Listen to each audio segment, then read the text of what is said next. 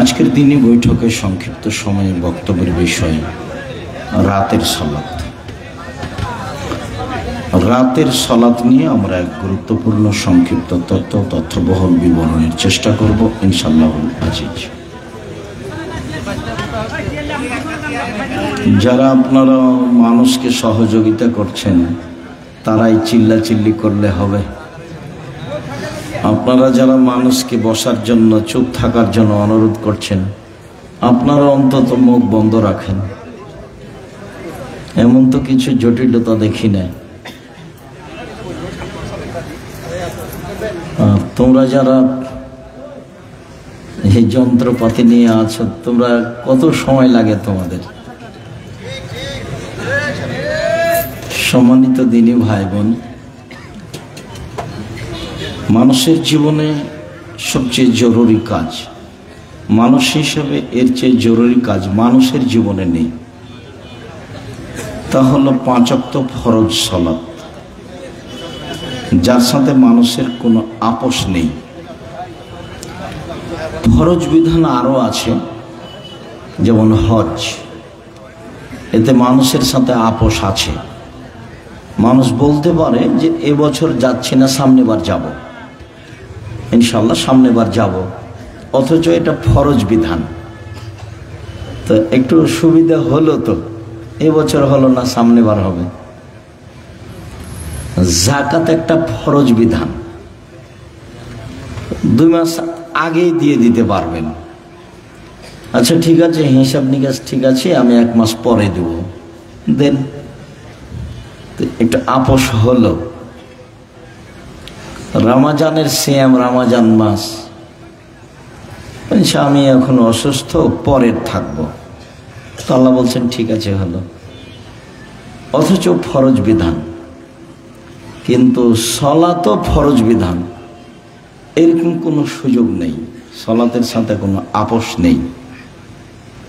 আপনারা যারা মহিলা পুরুষ, কম বয়সের ছেলে, কম বয়সের মেয়ে, আপনারা এসেছেন, রাস্তাঘাটে আছেন,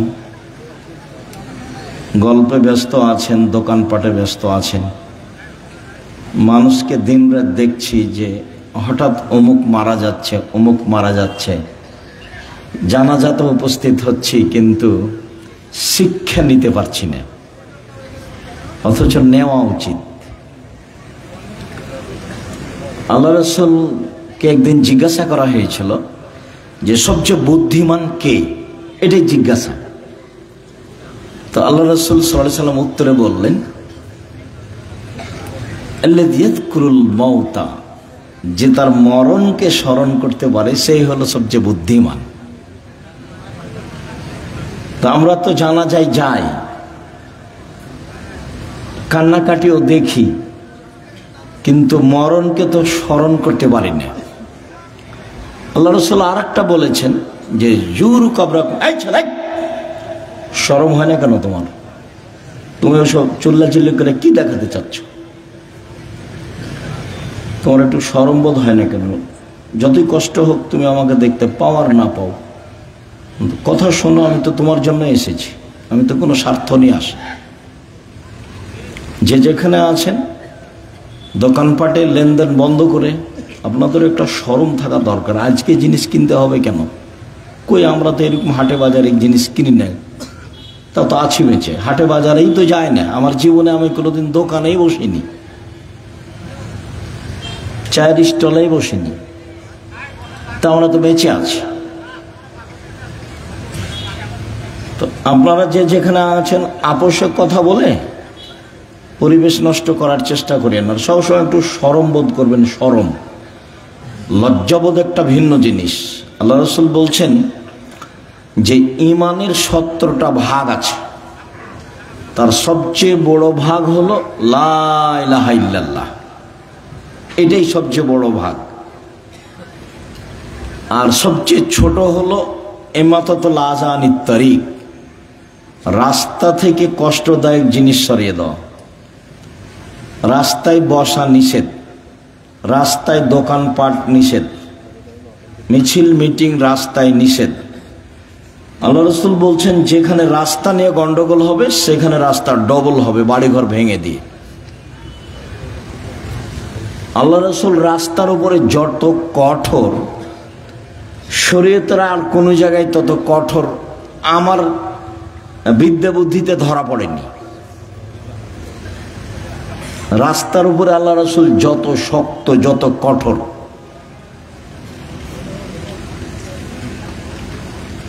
একবার বলছেন যে মানুষের শরীরে যত জোড় আছে এই পরিমাণ তাকে দান করতে হবে। সাহাবীরা বলছেন যে এটা না পারে যদি, তখন আল্লাহ রাসূল বলছেন যে তাহলে এ করতে হবে,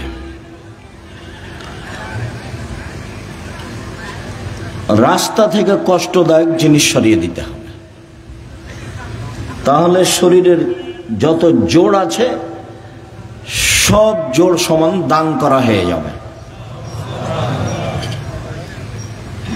তো রাস্তার ব্যাপারে আল্লাহ রাসূল খুব শক্ত। তো তিনি বলছেন যে সবচেয়ে বড় ঈমান হলো লা ইলাহা ইল্লাল্লাহ, আর সবচেয়ে ছোট ঈমান হলো রাস্তা থেকে কষ্টদায়ক জিনিস সরিয়ে দেওয়া, রাস্তাতে যেন কোনো সমস্যা না থাকে। তারপরে তো কথা শেষ, বড় শেষ, ছোট শেষ। আবার আল্লাহ রাসূল বলছেন ওয়ালা হাইয়ু মিনাল ঈমান, লজ্জা ঈমানের শাখা।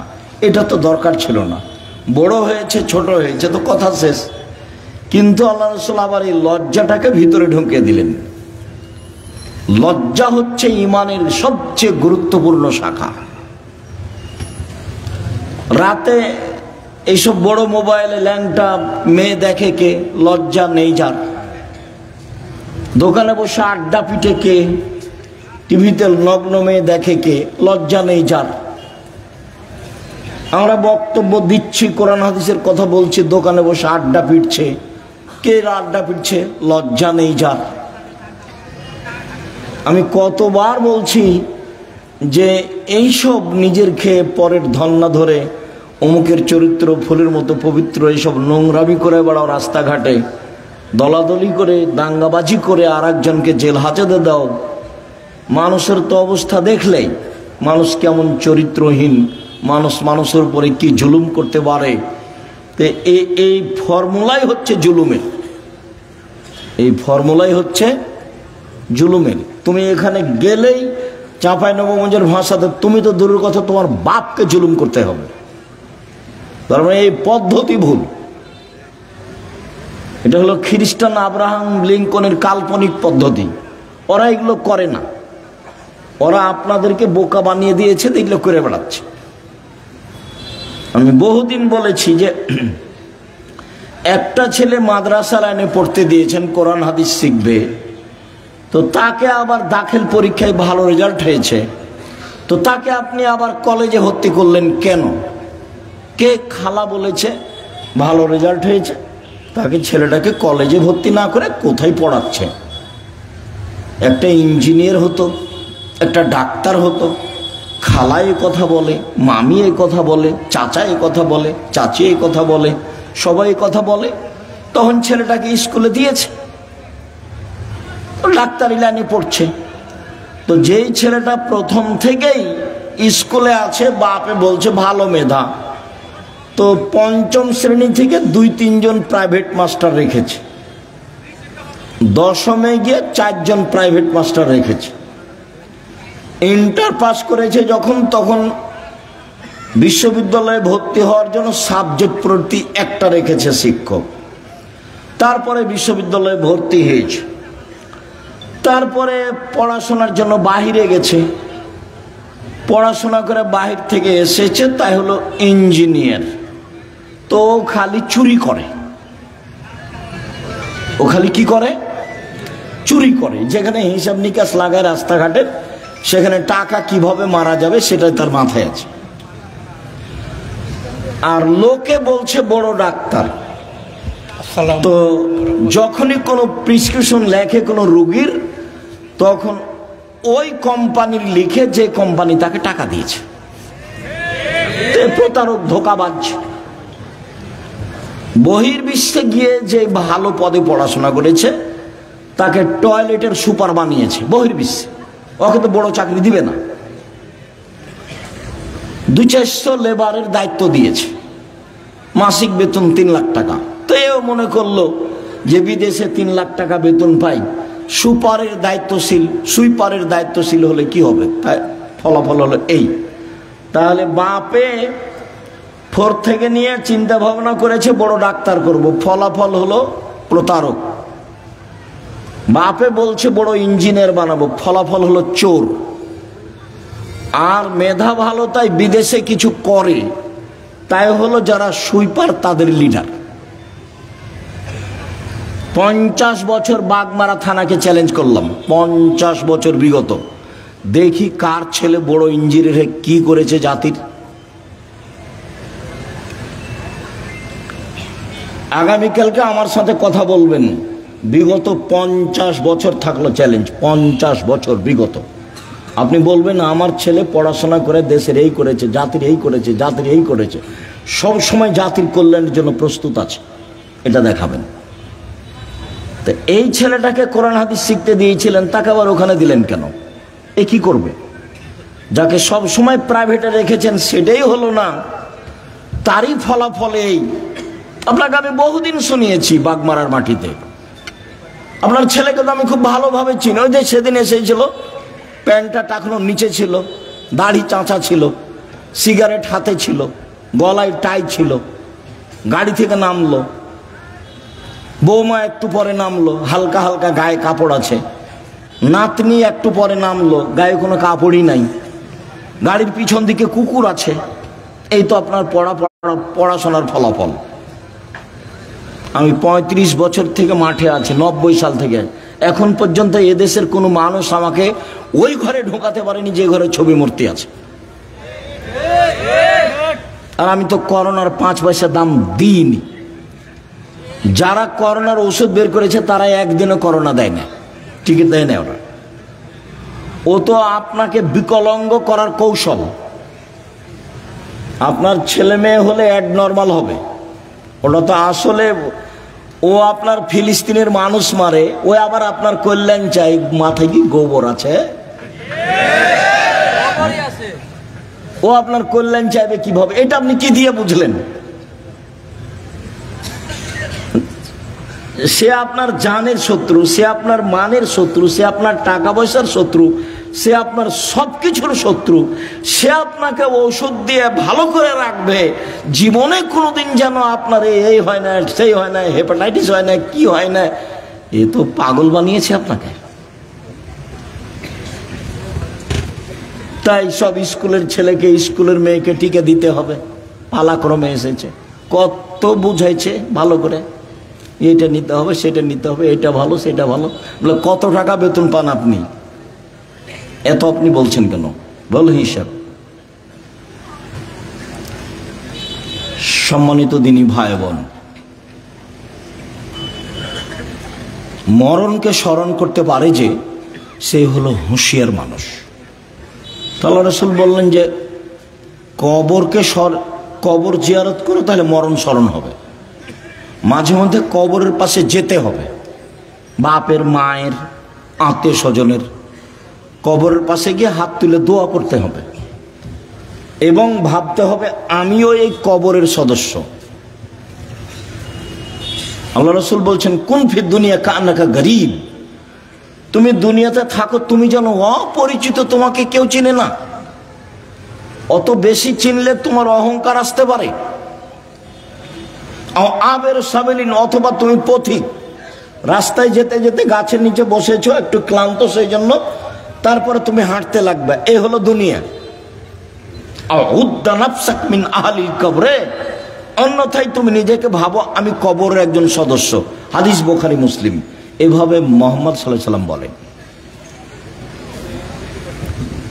তো নিজেকে একজন কবরের সদস্য ভেবে যে কয়েকদিন বেঁচে থাকি, মারামারি বাদ দিয়ে, হইচই বাদ দিয়ে, নিজে উপার্জন করে নিজে খাই। বহুদিন বলেছি 4টা জিনিস: 5 ওয়াক্ত সালাত, কোরআন তেলাওয়াত, হালাল রুজি, আড্ডা না পিটা, জান্নাত হবে ইনশাল্লাহ। আড্ডা পিটা চিরদিনের জন্য হারাম। ওই যে দোকানে বসে আড্ডা পিটছেন, এটা হারাম। ওই যে মোবাইল নিয়ে সারাদিন সারা রাত ল্যাংটা বেটি ছেলে দেখছেন, এটা হলো আড্ডা পিটা, এটা হলো হারাম। ওইদিকে তোমার মা দেখে, এদিকে তোমার বাপ দেখে, ওই ঘরে তুমি দেখো, ওই ঘরে তোমার বোন দেখে, তাহলে পুরো বাড়িটা জেনাই সয়লাভ বন্যা। তাহলে চরিত্র কোথায় আছে? এই আবার মোবাইলও ওদেরই, সব ফাংশন তাদের, ওরা বলে বন্ধু। সুদের যত পথ আছে, দুঃখিত সম্মানিত দিনী ভাই বোন, যে যেখানে আছেন অল্প সময় কথা বলি, আপনার সাথে কিছু গুরুত্বপূর্ণ কথা বলতে এসেছি। মানুষের জীবনে সবচেয়ে জরুরি কাজ 5 ওয়াক্ত সালাত। মানুষের জীবনে জরুরি হিসাবে এর চেয়ে জরুরি কোনো কাজ নেই। সেটা হজ হোক, জাকাত হোক, জমি চাষ হোক, চাকরি হোক, ব্যবসা হোক, বাণিজ্য হোক, হাইকোর্ট হোক, জজ কোর্ট হোক, পৃথিবীর এমন কোনো কাজ নাই যেটা মানুষের জন্য নামাজের সালাতের চেয়ে বেশি জরুরি হতে পারে। এটুকু আপনার বোঝা উচিত। আপনি আমার ভালোবাসায় এসেছেন এখানে, আপনি তো 5 ওয়াক্ত সালাত আদায় করেন না, করা উচিত, করতেই হবে। বহুদিন বলেছি, অজু করে সালাত আদায় করতে হয়, তো পানি নেই, তায়াম্মুম করে করেন। মাটি নেই, তো অজু ছাড়া তায়াম্মুম ছাড়াই সালাত আদায় করেন। কেবলার দিকে মুখ করে সালাত আদায় করতে হয়, কেবলা বোঝা যায় না, কেবলা ছাড়াই করেন। দাঁড়িয়ে সালাত আদায় করতে হয়, দাঁড়িয়ে থাকা যায় না, বসে করেন। বসে থাকা যায় না তো শুয়ে শুয়ে পড়েন। পরিষ্কার কাপড় পরে সালাত আদায় করতে হয়, পরিষ্কার নেই, যাতে পেশাব পায়খানা লেগে আছে সেটা পরেই পড়েন। পরিষ্কার অপরিষ্কার কোনো কাপড়ই নেই, উলঙ্গ অবস্থায় আছি, তো উলঙ্গ অবস্থাতেই পড়েন। গাড়িতে উঠে আছেন, শিকল ধরে আছেন, ঠেল মানে না, গাড়িতে দাঁড়ানো অবস্থায় আছেন, এই অবস্থায় সালাত আদায় করতে হবে। যুদ্ধের সালাতগুলো এসেছে যে একটা নিয়ম এসেছে যে একদল শত্রুর মোকাবেলা আছে আর একদল এখানে সালাত আদায় করছে, 1 রেখাত এরা, 1 রেখাত ওরা, রাসূলের 2 রেখাত, তারপর ওরা নিজে নিজে 1 রেখাত পড়ে শেষ করলো। আর একটা এসেছে শত্রুর মুখে দাঁড়িয়ে আছে, এভাবেই সালাত আদায় করছে, শত্রুর মুখের উপর আছে, এভাবেই সালাত আদায় করছে। তো রাসূল সাল্লাল্লাহু আলাইহি ওয়াসাল্লাম সালাতের উপরে এত সোচ্চার ছিলেন, যেই সালাত আমার আর আপনার ছেলে মেয়ের কোনো হিসাবে নেই। খাচ্ছে, পেশাব করছে, পায়খানা করছে, দিন কাটছে পশু প্রাণীর মতো, গরু ছাগলের মতো। আর দল করার ব্যাপারে ঠিকই আছে, আর মানুষের বদনাম আর গীবাত করার ব্যাপারে, বিরোধিতা করার ব্যাপারে, শত্রুতা করার ব্যাপারে ঠিকই আছে। কত সুন্দর করে ছবি দিয়ে রাস্তাঘাটে তুলে রেখেছে, কি যে দেখাইতে চাচ্ছে। মানুষের ক্ষতি করে বেশি দিন বেঁচে লাভ নাই। আমার জীবনে আমি 2টা কাজ খুব চেষ্টা করি জীবন বাজি রেখে টিকে থাকা, খুবই কঠিন। তার একটা হলো, আমি আমার জীবনে মানুষের কোনোদিন প্রতিশোধ নিব না, ইনশাআল্লাহ। সে যা পারে করুক, যা পারে বলুক। পারিবারিকভাবে হোক, জমি জায়গার ব্যাপারে হোক, সামাজিকভাবে হোক, দল সংগঠন ভাবে হোক, মানুষের কোনোদিন প্রতিশোধ নিব না।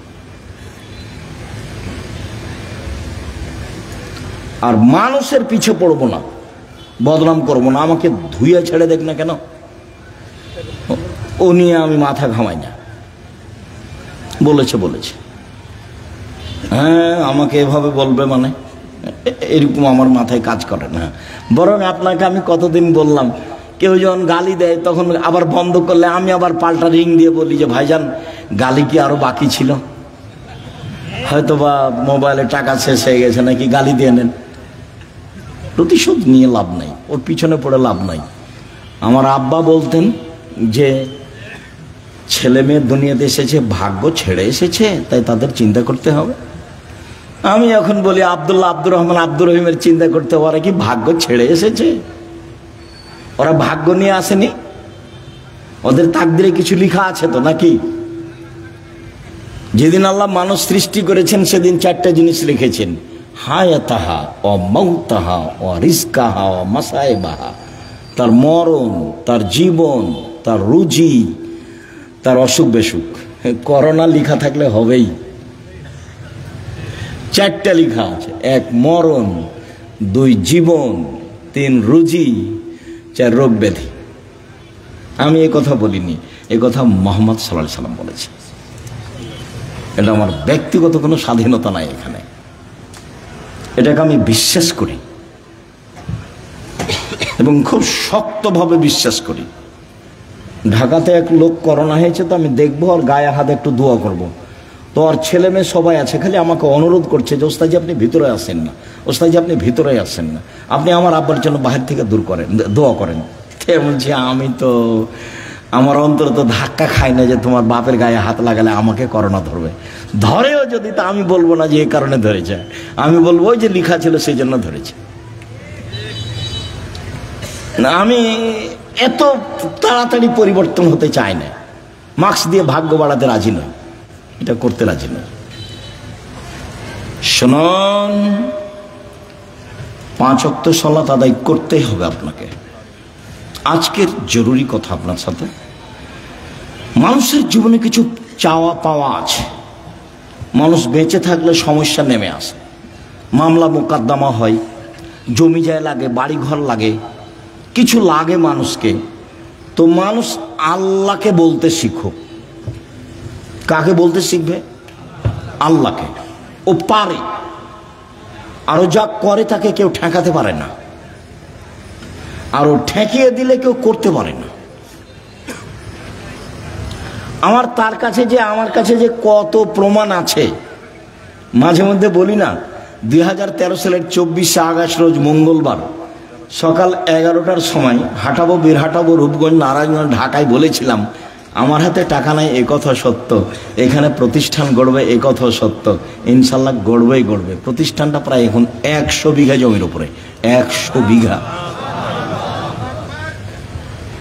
2016 সালের 17 ফেব্রুয়ারি রোজ বুধবার বিকাল 4টা 4:30টার সময় বলেছিলাম এই ডাঙ্গিপাড়ায়, সেই প্রতিষ্ঠান এখন প্রায় 50 বিঘার উপরে অবস্থান করে, 50 বিঘা। এবছরের জানুয়ারিতে ছাত্র ছিল 2200, প্রায় 5000 ছেলে মেয়ে পড়াশোনা করে, 300 জন শিক্ষক শিক্ষিকা, প্রতি মাসে বেতন লাগে 40 লক্ষ। অথচ আমি নিজেকে মনে করছি আমি হলাম কচুর পাতার পানি। কচুর পাতার পানি বুঝেন না? একটু বাতাস আসলে কেমন হয়, এই পড়লো, এই পড়লো, এই পড়লো। মানে আমি ভিত্তি দিয়ে, বংশ দিয়ে, নিজের ব্যবসা দিয়ে, ক্ষমতা দিয়ে জামিয়া সালাফিয়া চালাই না। চলে কিভাবে আমি নিজেই বুঝতে পারি না, তা আমার আবার ক্ষমতা কি? সম্মানিত দিনী ভাই বোন, 6-7 নভেম্বরে আছে, একদিনের ভালোবাসা গড়াইন না, নইলে আমি তো তখন আর আসতে চাইব না। মাঝে মধ্যে যাবেন, ভালোবাসা গড়াবেন, পত্রিকা নেবেন। আপনার টাকা দিয়ে এতগুলো পত্রিকা ছাপে, কত জানো? প্রায় 16,000 পত্রিকা ছাপে, আল ইতেসাম পত্রিকা। তা আপনি মনে করেন না যে আমার টাকা দিয়ে ছাপাই, আপনার টাকা দিয়েই ছাপাই। তাহলে আব্দুল রাজ্জাক সাহেব কই, আমার বাঘ মারা বাড়ি, আমি তো কোনোদিন টাকা দিইনি। তা আপনি দেননি, কেউ দেয় না, এটা হয় কিভাবে? প্রায় 500-র অধিক এতিম এবং অসহায় মানুষ আছে, তাদের রুজি হয় কিভাবে? কেউ দেয়, নাহলে কিভাবে হয়? ওখানে কি মারিয়ামের মতো আল্লাহ দিয়ে যায়, জিবরাইল দিয়ে? মারিয়ামের খালু জাকারিয়া বলছে, মারিয়াম এ কি ফল, অসময়ের ফল যে, শীতের দিনে রাজশাহীর ফজলি আম, ফজলি আম ছিল না, এমনি বলছি, শীতের দিনে অসময়ের ফল। তখন মারিয়াম বলছেন, হাযা মিন ইনদিল্লাহ, এগুলো কোথা থেকে এসেছে? আল্লাহর পক্ষ থেকে এসেছে। এমন তো আর এখন নয়, মানুষই দেয়। এত বড় প্রতিষ্ঠান মানুষের সহযোগিতাই চলে। অবশ্যই যাবেন 6 তারিখ 7 তারিখে, দেশ বিদেশের আলেম ওলামা থাকবেন। আর ইবতেসাম এলাহি জহির, এহসান এলাহি জহির পাকিস্তানের ছেলে ইবতেসাম এলাহি জহির থাকবেন, আরও কে থাকবেন আমি এটা জানি। সম্মানিত দিনী ভাই বোন, রাতের সালাত, রাসূল সাল্লাল্লাহু আলাইহি সাল্লাম বলেন,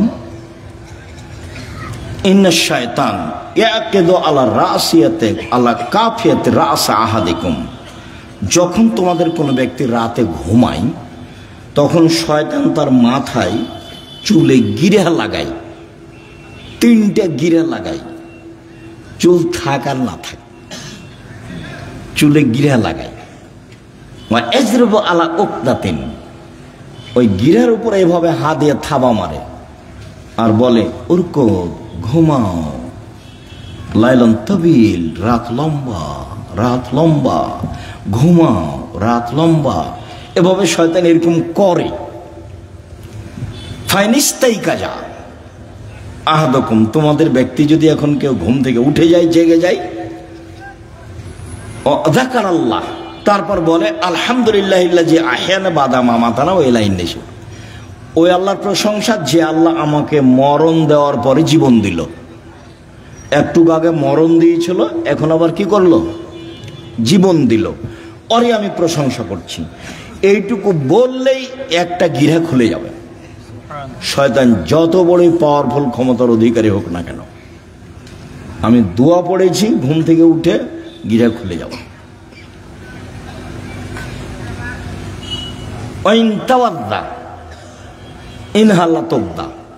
তারপরে যদি অজু করে তা আর একটা গিরা খুলে যাবে। ওয়াইন সল্লা ইনহাল্লাত ওকদা, যদি সলাত আদায় করে তাহলে আর একটা খুলে যাবে।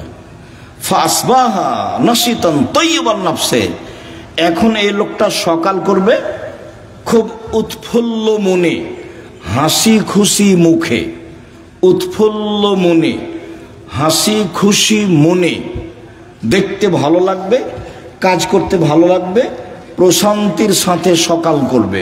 ওয়াইল্লা, এমনটা যদি না হয়, আসবাহা খাবিসান নাফসে কাসলানা, তাহলে ও সকাল করবে কেমন কেমন মুখে, বিবর্ণ মুখে, কেমন কেমন মুখে, ঘৃণিত মুখে, অলস চেহারায়। 7-8টার দিকে উঠবে, মুখটা দেখে কেমন কেমন লাগবে। কেন? শয়তান আর মুখে পেশাব করে দিয়েছে, কানে পেশাব করে দিয়েছে। শয়তানের ক্ষমতা খুব বেশি, ক্ষমতা এত বেশি ক্ষমতা। আল্লাহ যখন বললেন এই সরে যা, আমি যে তোকে বললাম যে আদমকে সিজদা কর, তো সিজদা করলি না কেন? বলে আদম মাটির তৈরি, আমি তো আগুনের তৈরি। ও নিম্নমুখী, আমি ঊর্ধ্বমুখী, আমি কেমনে তাকে সিজদা করি? সর এখান থেকে, সর, তোর অহংকার বেশি, সর এখান থেকে, সর। তখন বলছে আচ্ছা ঠিক আছে সরে যাও, আমার একটা কথা। হ্যাঁ, কি কথা? আমাকে কিয়ামত পর্যন্ত বেঁচে থাকার সুযোগ দিতে হবে। কার দাবি এটা? শয়তানের। তা আল্লাহ বললেন ঠিক আছে দিলাম, এলা ওয়াক্তি মালুম, একটা সময় পর্যন্ত দিলাম। যেমন পেয়েছে সময়, তেমনি বলছে ওয়া ইজ্জাতিকা, তোমার সম্মানের কসম। আল্লাহকে বলছে ইয়া রাব্বি, শয়তান বলছে ইয়া রাব্বি, হে আমার প্রতিপালক, তোমার সম্মানের কসম। লাউজ্ঞানিল ইনসানা মাদামা তারহুম ফি আসাদিহিম, আদমের ছেলে মেয়েকে পাপ করাবো করাবো করাবো, ওকে আমি ভুল পথে নিয়ে যাব যাব যাব, ওর দেহে যতদিন শ্বাস আছে আমি তাকে পাপই করেই ছাড়বো। ও কেমনে জান্নাতে যায় তা আমি দেখে ছেড়ে দেব। এ কথা শয়তান বলল। আপনি বুঝতে পারছেন না? কোরআন মাজিদে শত জায়গাতে এসেছে, সব খারাপকে আপনাকে ভালো করে দেখায়। যত খারাপ তত আপনার কাছে প্রিয়। ল্যাংটা ছবি আপনার কাছে ভালো লাগে কেন? জেনা ভালো লাগে কেন? দোকানে বসে আড্ডা ফিরতে ভালো লাগে কেন? হই হুল্লাড় করে চিল্লাচিল্লি করতে ভালো লাগে কেন? মানুষের বদনাম করতে ভালো লাগে কেন?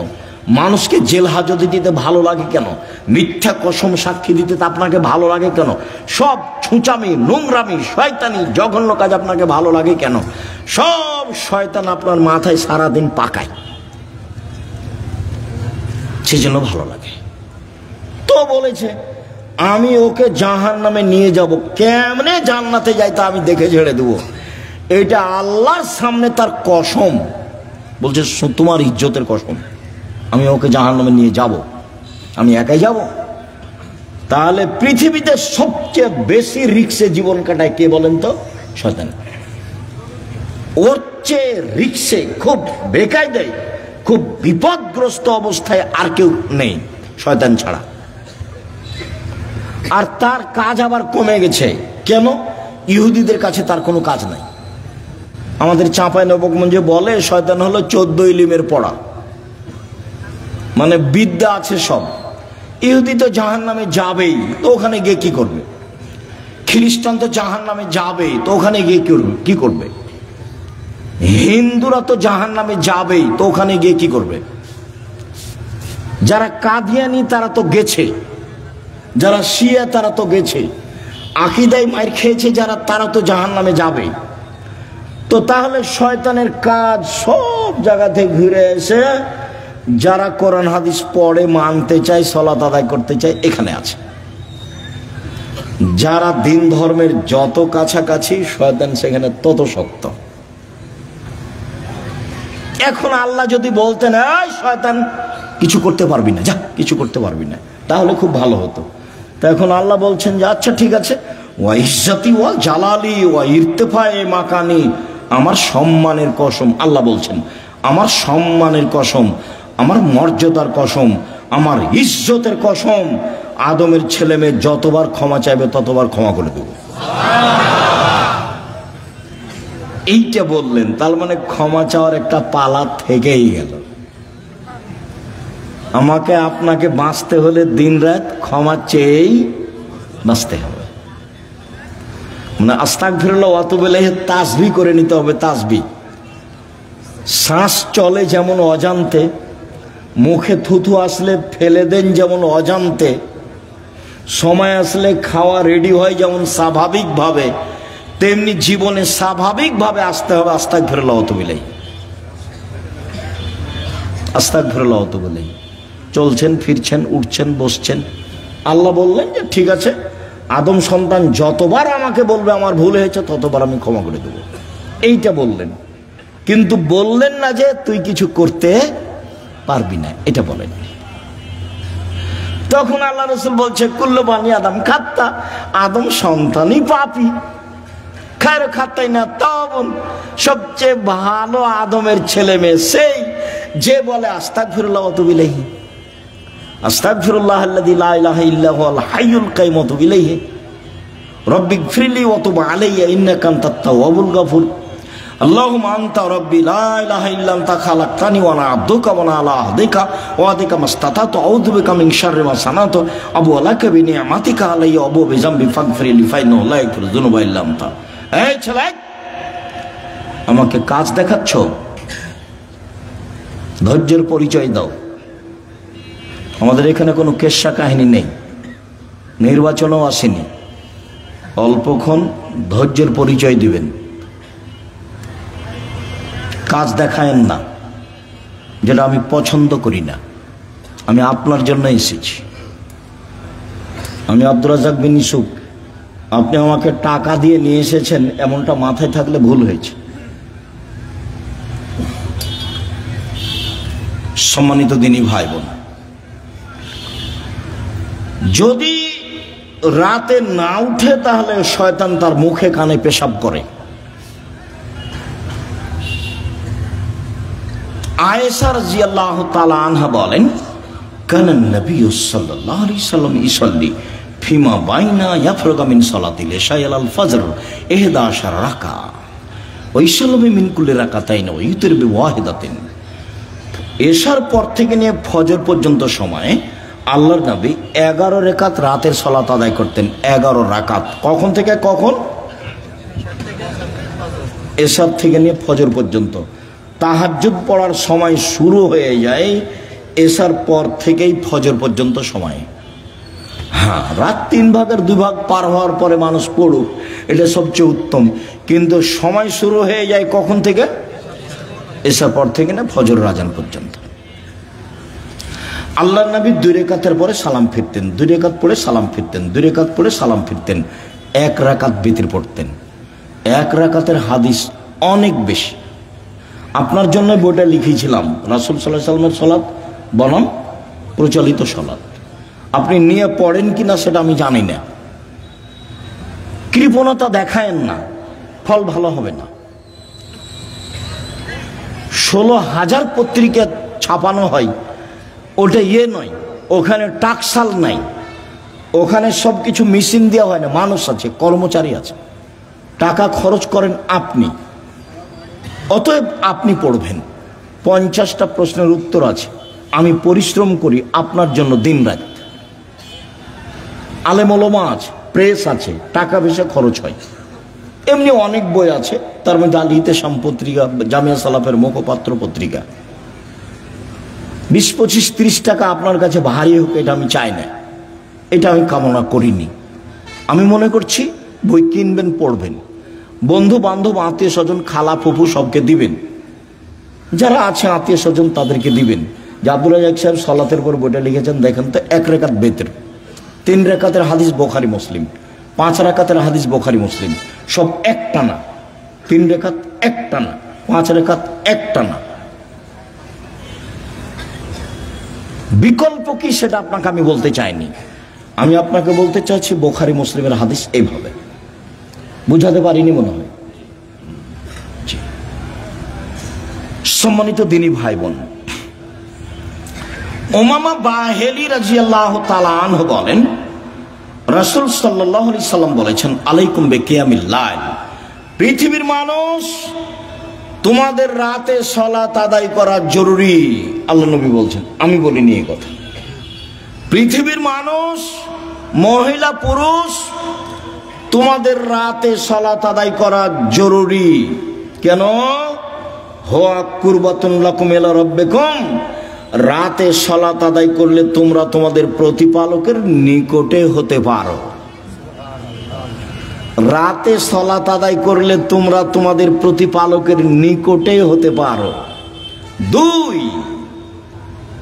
মুকাফফিরাতুন লিসায়াত, রাতে সালাত আদায় করলে পাপ মিটে যায়। 3, মানহাতুন আনিল ইসম, রাতে সালাত আদায় করলে আপনার থেকে পাপ দূরে সরে যায়।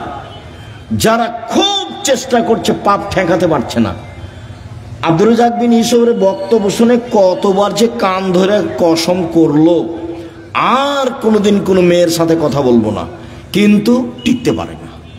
2 মাস 4 মাস পরে কথা বলে, বিড়ি সিগারেট খাবো না, তো 2 দিন 4 দিন পরে আবার শুরু করে, দোকানে বসে আড্ডা পিটবো না, সপ্তাহ পার হয়নি, পরের দিন দেখছে দোকানের সামনে বসে আছে। তাহলে বুদ্ধি কি? বহু ছেলে, বহু লোক বলে আমাকে, আব্দুর রাজ্জাক সাহেব টিকতে পারি না, কোনো পথ আছে? ভাইজান, আমি তো আর কোনো জাদু মন্ত্র দিতে পারছি না, পথ এটাই। তাহলে রাতে উঠে 2 রাকাত সালাত আদায় করে আল্লাহকে বলেন। যদি মনে করেন যে এখনই বন্ধ করে, তাহলে এভাবে উঠাবেন, আর যদি বলো বন্ধ করেন তাহলে এভাবে উঠাবেন। চাপ দিয়ে বলতে হবে, বন্ধ করতেই হবে। বন্ধ করবো না মানে করতেই হবে। তুমি তো পারো, তুমি তো এমন সত্তা নও যে পারবা না, তবু আমি বলছি। তার নাম হলো আজিজ, ওর নাম পরাক্রমশালী। ওর নাম কি? আজিজ, পরাক্রমশালী, তাকে কেউ ঠেকাতে পারে না। কাদির, সবকিছু করতে পারে। তো সবই যে পারো, আমি বলছি আমি একটা মানুষ, আমি পাপ করতে চাই না, তুমি বন্ধ করবা না কেন? তুমি শক্তি দিয়ে বন্ধ করে দাও। আপনি খুব চাপ দিয়ে বলবেন, হাত তুলে বলবেন, খুব বিনয়ের সাথে কান্নাকাটি করে চাপ দিবেন, বন্ধ হবে ইনশাআল্লাহ, হবেই।